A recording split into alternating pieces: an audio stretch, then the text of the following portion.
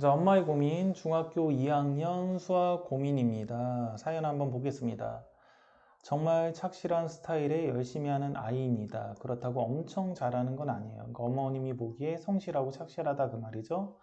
수학 문제집을 풀면 정답률이 좋습니다. 센시 80 이상 됩니다. 그런데 문제는 테스트는 그만큼 점수가 안 나온다는 거죠. 시간 제한 같은 긴박함이 없어 푸니 정답률이 좋은 걸까요? 학원 테스트나 학교 시험은 본인이 만족할 만큼 나오지 않아요.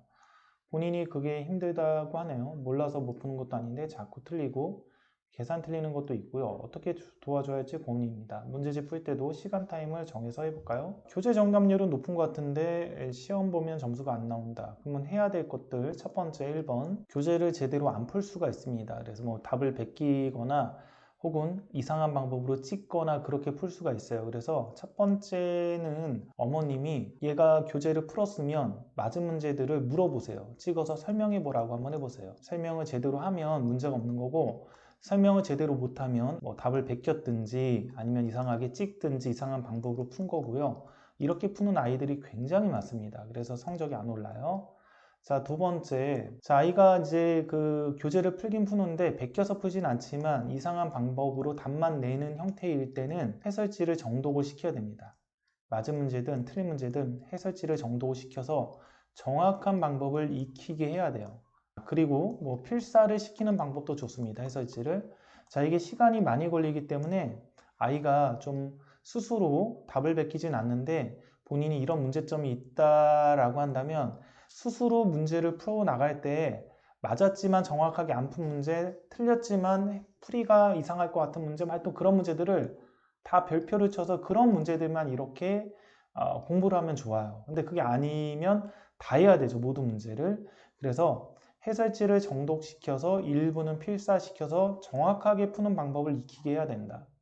자, 세 번째. 이 아이가 교재 정답률이 높아도 틀린 문제에 대해서 오답이 제대로 안 될 수가 있습니다. 그래서 오답을 4회에서 6회 정도 본인이 학습한 것이 잊어먹을 때쯤, 잊어먹을 때가 언제냐? 보통 일주일 이상 지나면 잊어먹거든요.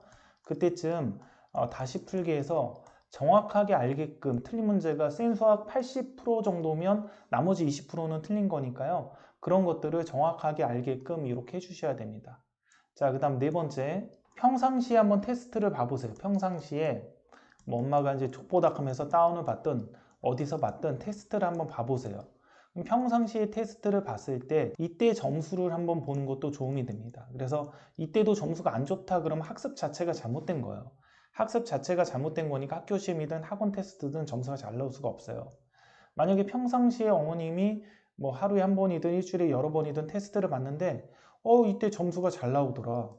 근데 얘가 학원이나 학교에서 시험 보면 점수가 안 나오더라. 그럴 때는 이제 뭘 하냐면 아까 얘기했듯이 시간 재고 푸는 연습을 해야죠. 시간 재고 시험 보는 연습이 필요합니다. 이거는 좀 긴박한 상황에서 아이가 긴장을 많이 하는 거니까 이럴 때는 시간 재고 시험 보는 연습이 필요하고, 자, 근데 그냥 평상시 엄마가 그냥 뭐 족보닷컴에서 기출문제나 그런 거 뽑아서 풀렸는데 역시 점수가 안 좋다?